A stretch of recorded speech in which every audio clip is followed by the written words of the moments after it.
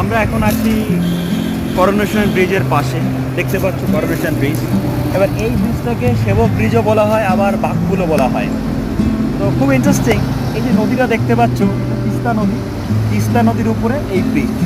এবার এই ব্রিজকে বাঘপুল বলা হয় এই কারণে, কারণ এর দুদিকে দুটি বাঘের মূর্তি রয়েছে। একটা সময় নাকি এদিকে বাঘও চলাচল করতো।